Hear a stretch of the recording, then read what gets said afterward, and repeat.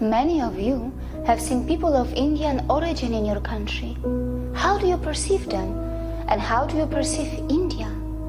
Many of you think of India as a country of poverty, slums, dirt, rapes, and caste system. And many of you got introduced to India through the famous movie Slumdog Millionaire. And then there are some of you who know India for its Bollywood and yoga. Well, it is not entirely your fault that you think this way, and there is no doubt that India does have its imperfections, but India is definitely not what we are shown in our countries. Like many of you, I was also a victim of the mainstream media in my country until I ended up living in India and started to keenly observe this country. And of course, to understand India and its mechanism, one really needs to have fine-tuned senses. Next time you see Indians in your country, remember that their country is being transformed into something like this. However, you are mostly shown only that. And of course, many of you were never told that for many years India has been one of the fastest growing major economies of the world. Are you worried that Indians are stealing your jobs in your countries? No, you are not fully informed. Perhaps you do not know that Indians are also providing thousands of jobs in your country, and they are doing it in different parts of the world. There are more than 800 Indian companies in the UK, which employ around 110,000 people. In the USA, Indians-owned firms employ more than 600,000 employees. Have you noticed that when the media in the West talks about rapes in India, they rarely talk about the rape rate statistics, and probably it is because India is nowhere close to the Western countries in rape rate. Yes, I'm aware that while talking about rape, one must consider things like underreporting, marital rape, homosexual rape, false filing, law of rape, conviction rates, and many other factors. And that is why I sincerely recommend you to dig a bit deep into this and analyze where your own country stands before you become a victim of the mainstream or fake stream media. By the way, were you also told that the so-called developed countries do not only have a much higher rape rate, but also their citizens travel abroad to rape the citizens of poor countries? Europe, North America, Australia, New Zealand are some of the main sources of international child sex tourists who perform sex crimes in other countries. Were you also told that many Western women travel abroad to enjoy female sex tourism? And it is difficult to believe that the boys who are hired by these rich women are in some cases not underage. India has always been a multicultural society, and yes, in one way or another, discrimination may exist in India too. But wait, which country is crime-free? Is your country crime-free? Is there no discrimination in your country? India is a country where its minorities are allowed to thrive and grow in numbers and also in percentage. India is a country where many dharmic traditions like Jainism, Sikhism, Buddhism and Hinduism were born. And the people of India have even accommodated the ideologies and religions that did not originate from their own land. When I first heard of Indian caste system in my country through our media, it was not even mentioned that in India, not only the minorities, but also the members from those societies which are also known as low caste, end up becoming presidents, vice presidents, prime ministers, and chief ministers. Has the media in your country told you about this when they talked about Indian caste system to you? Has the media in your country also mentioned that India has already had a female president and a female prime minister?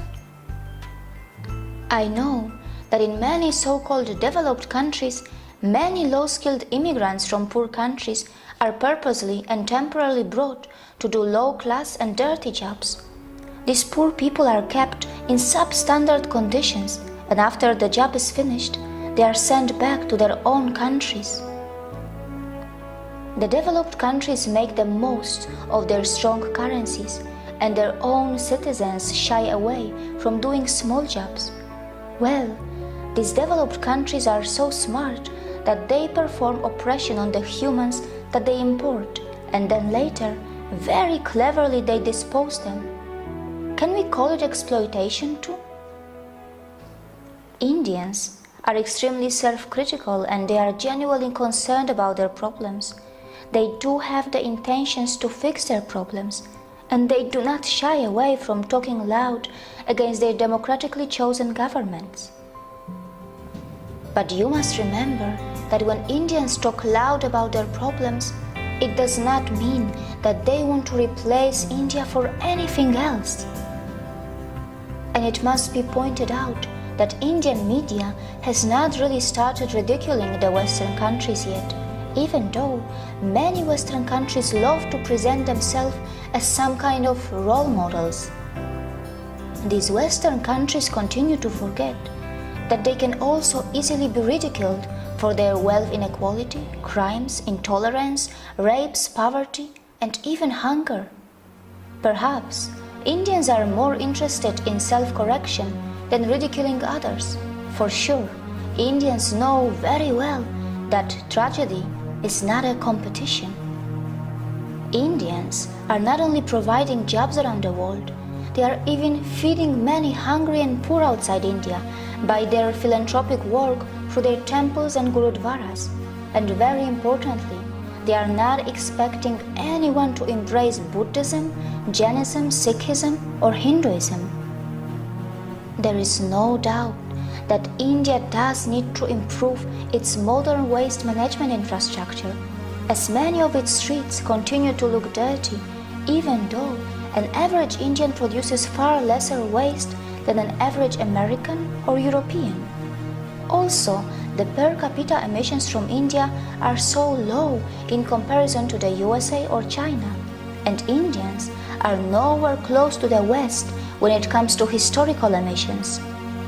For all these years, you were told about the poor sanitation of India, but you were never told that Indians were also the pioneers in ancient sanitation system long before the Western countries got civilized. But of course, it shouldn't matter today. Even after 70 years of its independence, India is still not open defecation free.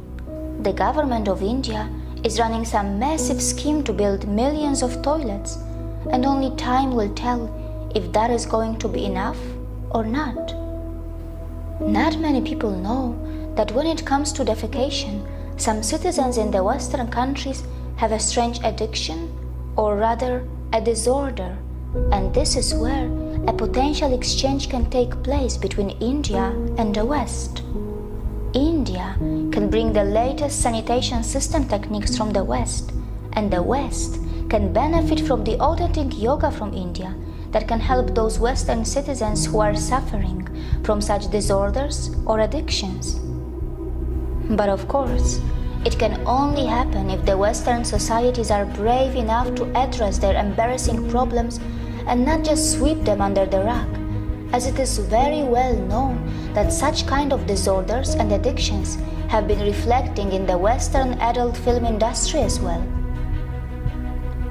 Not many people know that India has nuclear weapons, and it is said that India has the fourth strongest military in the world, but India does not believe in muscle flexing like China or the USA, and neither it believes in expansionism. And yes, India is not a world leader in everything. It's not a world leader in earning money by selling weapons. It stands nowhere when it comes to earning money by selling crude oil. However, its space agency ISRO does earn money by sending satellites in space for a very cheap price, fulfilling the satellite dreams of poor countries, and also by helping the advanced countries which want to save money. India is not a leader in the porn industry, and neither it is a top destination for sex tourism. Mostly, Indians are just very simple and kind-hearted people, and only some of them know that their land was the richest in the world for thousands of years, and it was gradually pushed into poverty as it was exploited, looted, and colonized by its invaders and colonizers. And these unfortunate victims who have just tasted their independence after centuries of oppression and atrocities are finally rebuilding their country in an extremely democratic environment that may slow down things a bit for them, but at least their system attempts to involve everyone in the rebuilding of their nation. The good news is that India's rise is unlikely to cause any country a demographic trouble, as India's dharmic institutions are not interested to convert you from your religions. Not just that, we are not really going to face any brown supremacy, even though Indians themselves come in all skin colors and features. It is also highly unlikely that Indians will hate you, even though many of you may have developed prejudices against them because of the mainstream media houses, which for some special reasons are overplaying and sensationalizing their problems. Indians are gentle, accommodating, compassionate, hospitable, and yes, they do not have a fake smile. Their smiles are still very real, and most importantly, they are forgiving. Look how they even welcome the people from the land of their ex-colonizers in their country, even today. Before you comment on India, remember that the countries which were never colonized will not easily understand what it means to suffer from a post-colonial identity crisis. India may have its imperfections, and in this process of rebuilding, it will make its share of mistakes, and it will learn from them.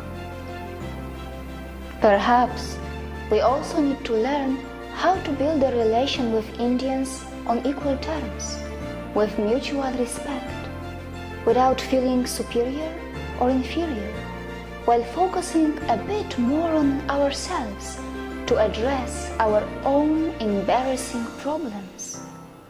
See you again.